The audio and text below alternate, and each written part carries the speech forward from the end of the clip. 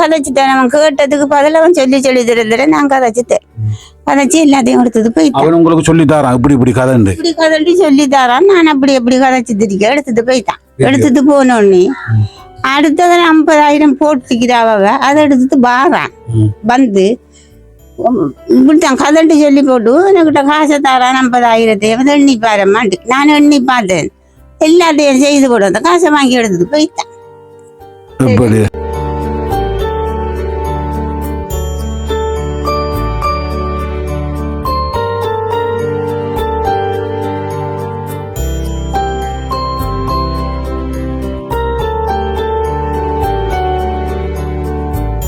எவ்வளவு தூரம் எவ்வளவு இல்லாம மாத்துறீங்க.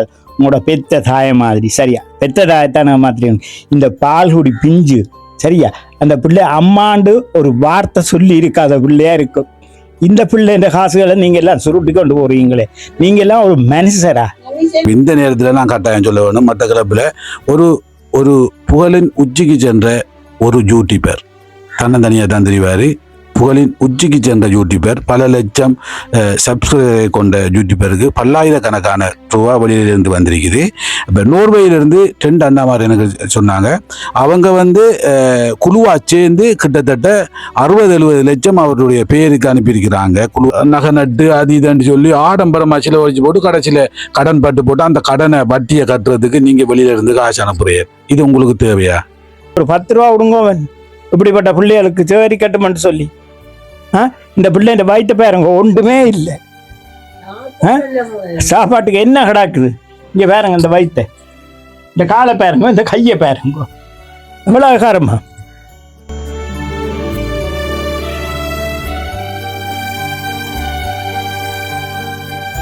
வணக்கம் உறவுகளே, நாங்கள் தற்போது மட்டக்களப்பு மாவட்டம் சித்தாண்டி பகுதியில் நின்று கொண்டிருக்கின்றோம். எங்களோடு சுவிஸிலிருந்து வருகை தந்திருக்கின்ற எங்களுடைய சந்திரபால அண்ணா இருக்கிறார். அதே போல வன்னியிலிருந்து வருகை தந்திருக்கின்ற இன்னும் ஒரு அக்காவும் எங்களோடு இருக்கின்றார். நாங்கள் ஏன் இந்த இடத்துக்கு வந்திருக்கிறோம் என்று சொன்னால், உங்களுக்கு தெரியும், கடந்த 5 வருடங்களுக்கு முன்பு இந்த குடும்பத்தை நான் பார்வையிட்டிருந்தேன். அப்போது 5 வருடத்துக்கு முதல் இவங்க 2 பேரும், இந்த பாட்டிமார் 2 பேரும் கொஞ்சம் தைரியமானவர்களாக இருந்தார்கள். அதே போல் இந்த பிள்ளைகள நிலைமையும் கொஞ்சம் நல்லா இருந்தது. நிலைமை என்றால் உடம்புகள் ஆடி அசைஞ்சு கொடுக்குறத சாப்பிடக்கூடிய அளவுக்கு இருந்தது. இன்றைக்கு நாங்கள் திடீரென்று எங்களுடைய இந்த அண்ணாவை கூட்டிக் கொண்டு இங்கே வந்த இடத்தை பார்க்கக்குள்ள இவங்களுக்கும் மனநலம் கொஞ்சம் பாதிக்கப்பட்ட நிலையில், அதே போல் கண்ணும் சரியா தெரியுதில்லை, அம்மாவுக்கும் உடம்பு இயலாது, பிள்ளைகளுக்கும் உடம்பு கொஞ்சம் வீக்னஸாக போயிடுது. ரைட், இதுக்கு முதல் நாங்கள் சிறிய உதவிகளை செஞ்சு இன்னும் பலரும் பார்த்து உதவிகள் செஞ்சிருப்பீர்கள். இப்போ இந்த அம்மாட்ட, இதுக்கு முதல் பார்க்காத ஆக்களுக்காக இந்த அம்மாட்ட இப்போ கேட்டு பார்ப்போம். இவங்களோட நிலைமை, இந்த பிள்ளைகள அம்மா அப்பா அங்கே இவங்க எப்படி சாப்பிட்றாங்கன்ற நிலைமையை இப்போ நாங்கள் கேட்டு அறியலாம்னு நினைக்கிறேன். வணக்கம் அம்மா. வணக்கம். இப்போ இந்த பிள்ளைகள் 2ம் இயலாம இருக்கு. இந்த பிள்ளைக்கு எத்தனை வயது, இந்த பிள்ளைக்கு எத்தனை வயது? இவருக்கு 18 வயது, அவருக்கு 21 வயது.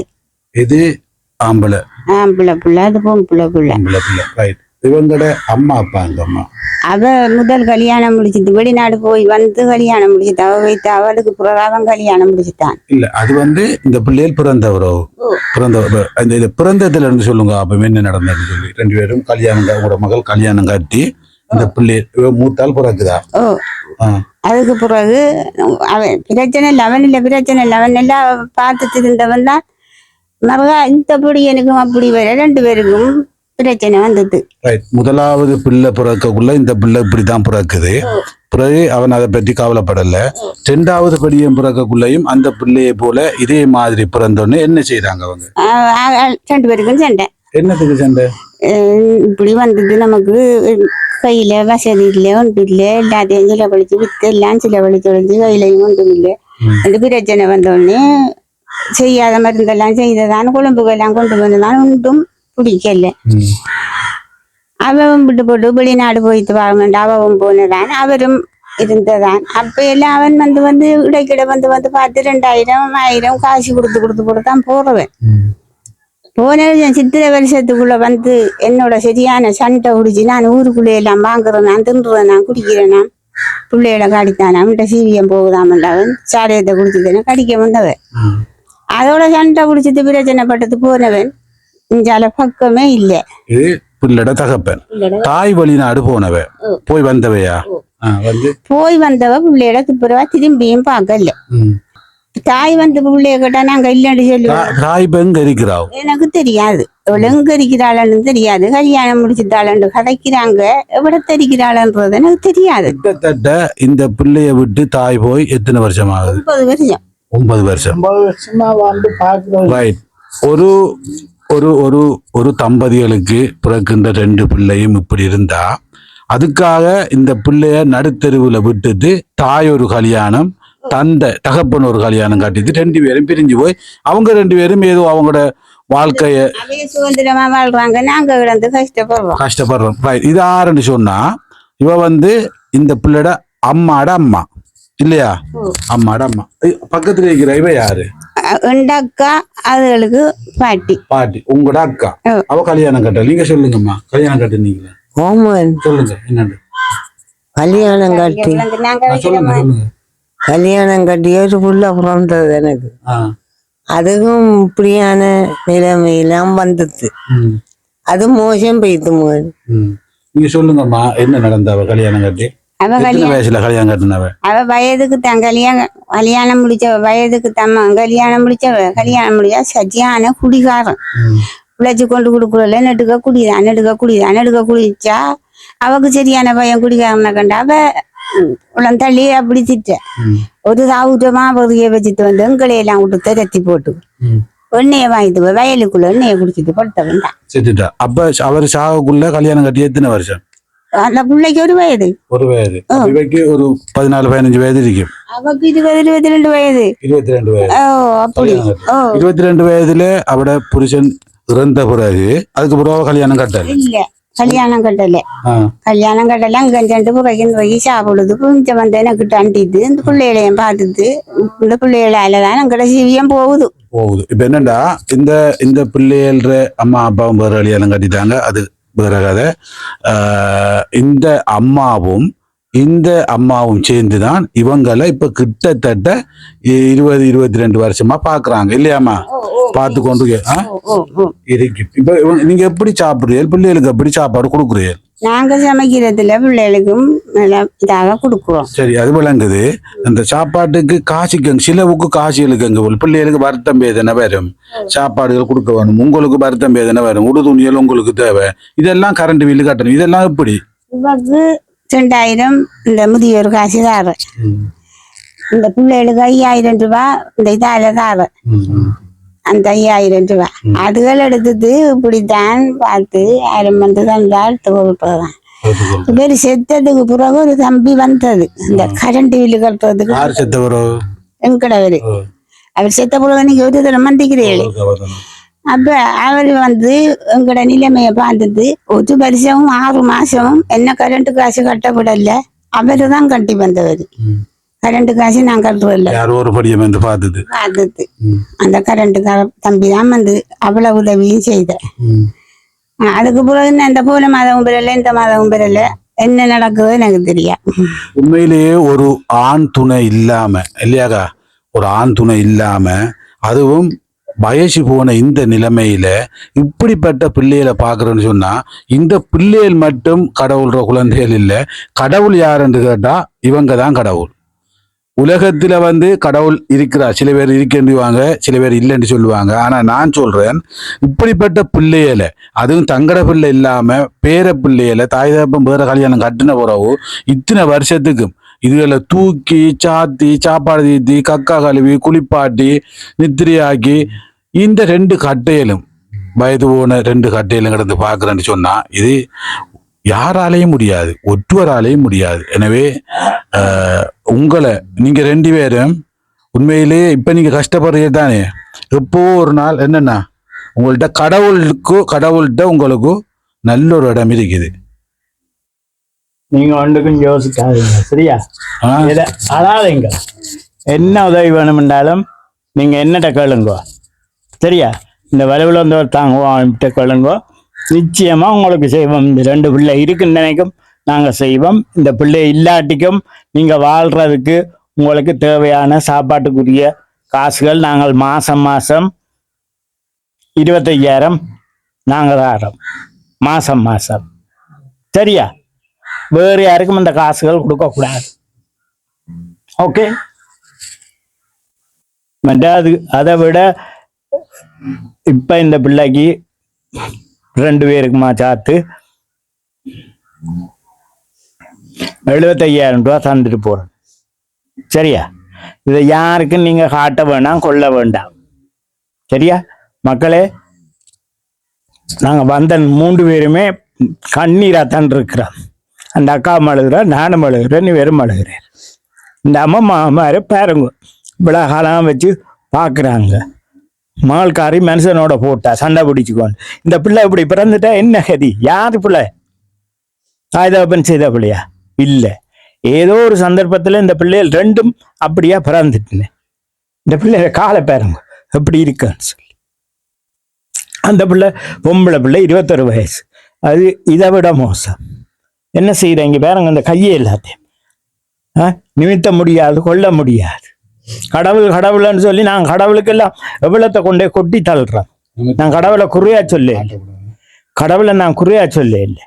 கடவுளும் கண் திறந்து பார்க்கலாம். நானும் கடவுளை கும்பிட்றேன்னா தான் முடியலும்னால உங்களுக்கு சாமியை விட்டு விபூதி பூசினாங்க தான் எல்லாரும் நல்லா இருக்கணும்னு சொல்லி. ஏன்னா அந்த கடவுள் இந்த பிள்ளைக்கும் இப்படி ஒரு உதவியை செய்ய இல்லை. கும்பிடுங்க நீங்க, நான் சொல்ல இல்லை வேணாம், கும்பிட வேணாம்னு சொல்ல இல்லை. அங்க கொடுக்குறதுல ஒரு 10ல் 100 ரூபா கொடுத்தீங்கன்னு சொன்னா அதுல ஒரு 10 வீதம் கொடுங்கவன், ஒரு 10 ரூபா கொடுங்கவன். இப்படிப்பட்ட பிள்ளைகளுக்கு சேரி கட்டுமென்று சொல்லி இந்த பிள்ளை இந்த வயிற்று பாருங்க ஒன்றுமே இல்லை. சாப்பாட்டுக்கு என்ன கிடாக்குது? இங்க பாருங்க இந்த வயிற்ற, இந்த காலை பாருங்க, இந்த கையை பாருங்க, எவ்வளவு காரமா. நான் இப்படிப்பட்ட பிள்ளைகளோட அனுபவித்தாள். நானே இந்த விளவிளந்தோரை தான் அங்கே உருவாக்குனேன். எனக்கும் தெரியும் இந்த வேதனை. எந்த மகனும் இப்படித்தான் இருந்தவர். அதுக்குத்தான் நான் சொல்றேன், எந்த பிள்ளையாக இருந்தாலும் தெரப்பி முருங்கையில நோமண்ணியால் போட்டு உறைஞ்ச வேணும். நீங்க அம்மம்மா மாதிரி இப்ப உங்களால இயலாது. தூக்க பறிக்கிறதே உங்களுக்கு கோடி புண்ணியம் நாங்க சொல்லுவோம்.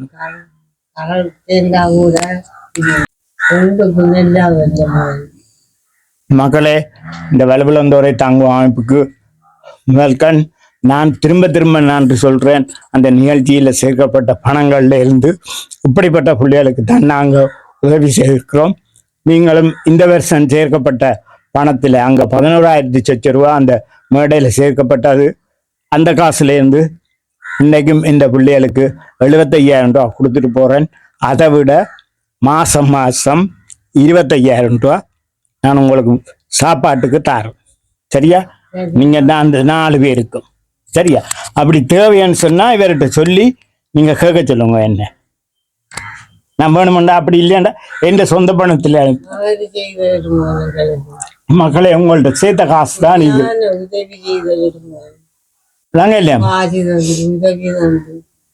இல்லையா ஆக்கள் பிடிச்சி ஓலை கட்டி தந்து எல்லாம் செய்த வருமா? இந்த அம்மா மக்களை பார்த்து நாங்க உங்களுக்கு நன்றி சொல்ல முடியாது. நீங்களே பார்த்து உங்களோட மனதைத்தான் தேத்தி கொள்ளணும். இப்படிப்பட்ட பிள்ளைகளும் இருக்கே, நாங்க கொடுக்கறது சரியா பிள்ளையான்றதை நீங்களே உணர்ந்து கொள்ளுங்க. இதுதான் உதவி என்பது, இதுதான் உதவி.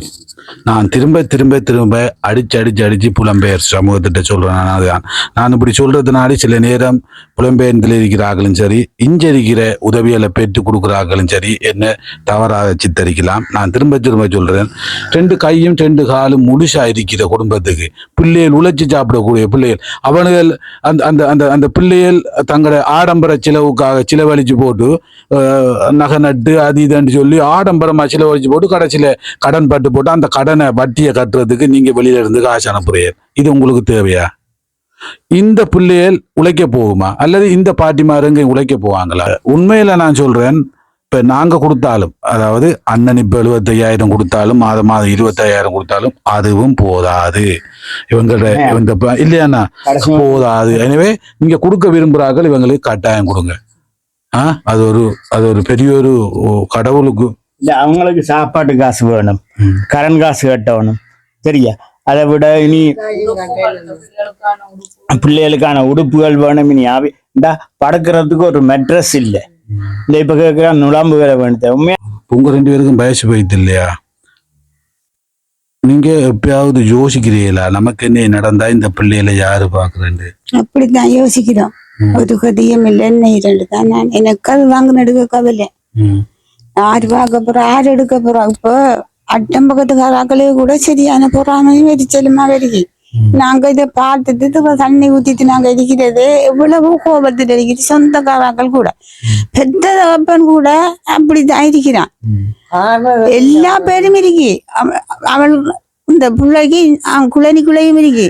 ஒரு பேரும் அந்த எட்டியும் பாக்குறல்ல. நாங்க 2 பேரும் தான் விடிஞ்சா சாவையில துப்புரா நித்திரல்ல. இது கட்டும் அது கட்டும். நானண்டா நடையில ஓட்டத்துல திட்டதாம்மா. என்னென்ன சாப்பாடுமா அவங்களுக்கு தீர்த்துல? நீங்க என்ன பிஸ்கெட்டு மாவும் நானில சத்துள்ள மாவும் 3,500 ரூபா மாப்பொடி தான் நான் எடுத்து கடன் எல்லாரும் பட்டு நானு நல்ல சத்து சாமான் தான் நான் கொடுத்து பாவேன். எலும்பு இல்லையே. நான் என்ன இந்த அம்மாவுக்கு ஒரு சம்பவம் ஒன்று நடந்திருக்குது. ஒரு யூடியூபரால. அந்த யூடியூபர் கூட அம்மாவுக்கு யாருன்னு தெரியாது. என்ன நடந்ததம்மா? அந்த பொடியம் வந்து இப்படிதான் இந்நேரம் தான் இருக்கும். அந்த பொடியம் வந்து பிரிய பண்ண போனோம்மா பிள்ளைகிட்டையும் கொண்டு பிரிய பண்ணி என்னையும் கதைக்க வச்சுட்டேன். நான் எனக்கு சரியான பையன். நான் கதைக்காம இருந்தேனா கதம்மாண்டி சொல்லு. நானும் கதைச்சிட்டேன். அவன் கேட்டதுக்கு பதில் அவன் சொல்லி தர நான் கதைச்சிட்டேன். கதைச்சி எல்லாத்தையும் கொடுத்தது போயிட்டான். உங்களுக்கு சொல்லி தரான் இப்படி கதைன்னு சொல்லி தரான். நான் எப்படி கதைச்சு திருக்க எடுத்துட்டு போயிட்டான். எடுத்துட்டு போனோடனே அடுத்தது 50,000 போட்டுக்கிறாவ. அதை எடுத்துட்டு வாரான். வந்து இப்படித்தான் கதண்டு சொல்லி போட்டு எனக்கிட்ட காசை தரான் 50,000 எண்ணி பாருமாண்டு. நான் எண்ணி பார்த்தேன். எல்லாத்தையும் செய்து போடு. அந்த காசை வாங்கி எடுத்துட்டு போயிட்டான். எப்படி இதெல்லாம் ஒரு தொழில் என்று இல்லையா? நீங்க இந்த பிள்ளைகளையும் இந்த அம்மாவையும் வீடியோ பண்ணி கொண்டு போட்டு காட்டி காசை கொண்டு வந்து அந்த வெளியில இருந்து அடுப்பு நாக்கள் கொண்டு வந்த காசை கொடுத்து போட்டு திருப்பி காசை பறிச்சுட்டு போயிருக்கிறானே. பேர் என்னம்மா சொன்னான் தெரியாதம்மா? எப்படி இருந்தான் அவன்? நல்ல வெள்ள பொடியன் கூட ஊரை விட மட்டும் யாருமே தான் குடியிட்டு போட்டவன். ஊர்களை போய் அவன் சொல்லியிருக்கலாம். என்ன தெரியா பேரு ஒன்று தெரியா? பேரு அவன் தெரியா? நான் கேட்கவும் இல்லை. அடுத்தரம் வந்து அடுத்தரம் காசு கொடுத்துவேன். 3 மாசமா போயிட்டு அடுத்தரம் வந்தான். அடுத்தரம் வந்து அவன் கதைப்பான். கதை பொடியன்டா, சின்ன பொடியன் தான், வெள்ள பொடியன். கதைப்பான் கதை பெரிய வயது போனாக்களை போல. இவன் கதை சின்ன எனக்கு பிடிச்சிட்டம்மா அதம்மா இதம்மான்ட்டு எல்லாம் கதைச்சு போட்டு அதுலயும் 40 போல அடிக்க இந்த காசை அவன் கொண்டு வந்தேன். நான் எண்ணையும் இல்லை, அப்படியே வச்சுட்டு நிக்கிறேன். அந்த காசை போட்டோ பிடிச்சு போட்டு அந்த காசை திருப்பி அவன் வாங்கிட்டு 10,000 ரூபாய் காசு தந்து விடுப்பு. நம்ம அதோட சொன்ன எவ்வளவு தூரம் எவ்வளவு இல்லாம மாத்துறீங்க. உங்களோட பெத்த தாய மாதிரி, சரியா? பெத்த தாயத்தான மாத்துறீங்க. இந்த பால்குடி பிஞ்சு, சரியா? அந்த பிள்ளை அம்மாண்டு ஒரு வார்த்தை சொல்லி இருக்காத பிள்ளையா இருக்கும். இந்த பிள்ளை இந்த காசுகளை நீங்க எல்லாம் சுருட்டி கொண்டு போறீங்களே. நீங்க எல்லாம் ஒரு மனுஷரா? இதை வச்சு நீங்க என்ன செய்வீங்க? ஓகே, இன்றைக்கு நான் இந்த பிள்ளை இந்த காசை நான் ஒரு வெரைட்டி கிரிட்டி ஏதோ ஒன்று வேண்டி கொண்டு போவீங்க. ஒரு 1000 ரூபாய் அடிச்சாலும் நீங்க 50,000 ரூபாய் ஏதோ ஒரு பக்கத்தால இழக்க போறீங்க. அப்படி பே காட்டி வேண்டாதேங்க. இதே போன்றுதான் மட்டக்களப்பு. இந்த நேரத்துல நான் கட்டாயம் சொல்ல வேணும், மட்டக்களப்புல ஒரு புகழின் உச்சிக்கு சென்ற ஒரு யூடியூபர் தன்னந்தனியா தான் தெரிவாரு. புகழின் உச்சிக்கு சென்ற யூடியூபர், பல லட்சம் சப்ஸ்கிரைபரை கொண்ட யூடியூபருக்கு பல்லாயிரக்கணக்கான ரூபா வெளியிலிருந்து வந்திருக்குது. இப்போ நோர்வேயிலிருந்து 2 அண்ணாமார் எனக்கு சொன்னாங்க. அவங்க வந்து குழுவா சேர்ந்து கிட்டத்தட்ட 60-70 லட்சம் அவருடைய பேருக்கு அனுப்பியிருக்கிறாங்க. குழுவா சேர்ந்து ஒரு வீட்டு திட்டம், மலசில கூட வீட்டு திட்டத்தை ஒன்று ஆரம்பிக்கிறதுக்கு. இன்றைக்கு அவருக்கு தனக்கு வருத்தம் என்று சொல்லி யூடியூப்பை விட்டு விலகி ஓடி இருக்கிறாரு. இன்றைக்கு வரைக்கும் அவங்களோட ஒரு தொடர்பும் இல்லை, யாருடைய தொடர்பும் இல்லை. வேறு ஃபோனுகளில் இருந்து அடித்தால் அல்லது நேரடியாக யாரையும் அனுப்பினா சொல்கிறாராம் எனக்கு சுகம் இல்லை, சுகம் வந்தால் நான் அந்த உதவியை கொடுப்பேன். யூடியூப்லேயே நல்ல வருமானம் வந்தது அவருக்கு. அதையே விட கூடுதலான வருமானத்தை இங்கால வெளிநாட்டு உதவிகளை பெற்று எடுத்து போட்டு தப்ப ஒழிச்சிருக்கிறாரு. ஆனால் 2 கார் அவருக்கு ஓடுது, டிராக்டர் எடுத்திருக்கிறாரு. காட்டக்குள்ள தன் வீட்டை ஒரு குடிலா காட்டுவார். ஆனால் தான் கல்யாணம் கட்ட போகிற வீட்டில் தன் மனைவியோட வளவுல தரமான அப்சார் வீடு அடித்து நல்ல செல்வந்தரா இருக்கிறாரு. 2 காரும் வச்சிருக்கிறாராம். ஆனால் இப்படி வெளிநாட்டு படத்தெல்லாம் சூட்டி போட்டு இப்போ யூடியூப்பையும் விட்டு போட்டிருக்காரு. இப்படிப்பட்டவர்கள் தான் இப்படிப்பட்ட ஏழைகளையும் ஏமாத்துறதுக்குரிய காரணம். திரும்பவும் சொல்றேன், இந்த யூடியூப்ல முகநூல்ல கதைக்கிறதுனாலையோ நடிக்கிறதுனாலையோ நீங்க நம்புனா இதை போல ஒரு சம்பவம். இந்த அம்மா ஒரு சாட்சி இல்லையாண்ணா? நிச்சயமா தயவு செய்து இப்படிப்பட்ட உள்ளங்கள்கிட்ட இப்படியான ஆக்கள்கிட்ட காசு அடிச்சு நீங்க நல்லா வர போதும் இல்லை, நாசமா தான் போவீங்க. சரியா? ஒருதண்ட காசை ஒருதன்ட்டு ஏமாத்தி பிழைக்காய். பசின்னு சொன்னா வேணுமெண்டா போய் பிச்சை எடுங்க, அது பிரச்சனை இல்லை. ஆனா ஏமாத்தி வேண்டாதீங்க. அதுவும் இப்படிப்பட்ட பிள்ளைகள்கிட்ட இந்த பிள்ளைங்க காலை பாருங்க எப்படி இருக்குன்னு சொல்லி பாருங்க. இந்த பிள்ளைகிட்ட கொள்ளையடிச்சிருக்க பிள்ளை ஒரு மனச்சாட்சி இல்லை. உங்களையும் ஒரு தாய் தானே பெத்தவ. நான் தம்பி வருது சொல்ல ஒண்ணு கொண்டுதான் நான் இருந்தேன். நான் நண்டை தான் தம்பி வந்துக்குது, நான் சொல்லிக்கிறேன். இப்ப என்னன்னு சொன்னாமா, உங்களுக்கு அண்ணா இப்ப 75,000 ரூபாய் காசு கையில தருவாரு. இதை கொண்டு நீ நாளை காலையில பேங்க்ல போட வேணும். பேங்க்ல போட்டுட்டு புத்தகத்தை வச்சுக்கொள்ளணும். நாங்க நாளைக்கு 2 மணி போல இந்த பகுதிக்கு நானும் அண்ணாவும் உடனே புத்தகத்தை காட்ட வேணும். ஒன்று. மற்றது உங்களோட அக்கௌண்ட் நம்பரை நாங்க இப்ப காசை நாங்க காசை கொண்டு அவன் காட்ட வேண்டிட்டாங்க. நாங்க இப்ப அதுல போட்டுட்டு கொண்டு போறோம். அவ போடுவா பாக்ஸ். சரி சரி, அது பிரச்சனை. இப்ப உங்களுக்கு உங்களோட அக்கௌண்ட் நம்பரை தாங்க, அல்ல அக்கௌண்ட் புத்தகத்தையே தாங்க, பிரச்சனை இல்லை. நாங்க பேங்க்ல போட்டுட்டு 75,000 ரூபாய் புத்தகத்தை கொண்டு நாளைக்கு அண்ணா உங்களோட கையில தருவாரு. பிறகு இதையும் கொடுத்துருங்க. என்னத்த உங்களோட அக்கௌண்ட் நம்பரை எடுத்துக்கொண்டு அவர் மாதம் உங்களோட அக்கௌண்ட்டுக்கு போடுவாரு. சரிதானே? இதான் நடக்கிற நேரத்தில் நாங்கள் இந்த தாய்மாருக்கு கோடான கோடி நன்றியினை தெரிவிப்பதோடு பாலாண்ணா இந்த குடும்பத்தை பார்த்துட்டு உண்மையை அழித்தாரு. அது அவங்களோட வந்த அக்கா எல்லாருமே அழித்தோம். இந்த பிள்ளைகளை பார்த்து நாங்கள் எல்லாருமே, குறிப்பா பாலாண்ணா கூடுதலாக மன வருத்தப்பட்டு அழித்தாரு. எனவே கடவுள் இவர்களை போன்ற உறவுகளுக்கு உடல் ஆரோக்கியத்தை கொடுத்து 100 வருஷம் வாழ வைக்க வேணும். இப்படிப்பட்டவர்கள் நோய் நொடியின்றி வாழ்ந்தால்தான் இங்கே இருக்கின்ற ஏழைகளுக்கும் நல்லதொரு வாழ்வு கிடைக்கும் என்று சொல்லிக்கொண்டு மீண்டும் நான் அந்த சுவிஸில் இயங்குகின்ற வலுவிழந்தோரை தாங்குவோம் அமைப்பின் உறுப்பினர்கள் அனைவருக்கும் நன்றியினை தெரிவிப்பதோடு புலம்பெயர்ந்த உதவி செய்கின்ற எல்லா சொந்தங்களுக்கும் நன்றியினை தெரிவித்துக் கொள்கின்றேன். ஆனால் உங்கள்ட்ட ஒரு சின்ன விடயத்தை சொல்றேன். நீங்க உதவி செய்யறேன்னு சொன்னா உங்களோட சொந்தக்காராக்கள் மூலமா செய்யுங்க, அல்லது நீங்க நேரடியா இலங்கைக்கு வரக்குள்ள இப்படி எங்களோட போல ஆக்கள்கிட்ட வாங்க, கூட்டி கொண்டு வர நீங்களே செய்யுங்க. எங்க மூலமும் செய்ய தேவையில்லை, நீங்களே நேரடியா செஞ்சுட்டு போங்க. அது உங்களுக்கு திருப்தியா இருக்கும் என்று சொல்லிக்கொண்டு விடைபெறுகின்ற. நன்றி.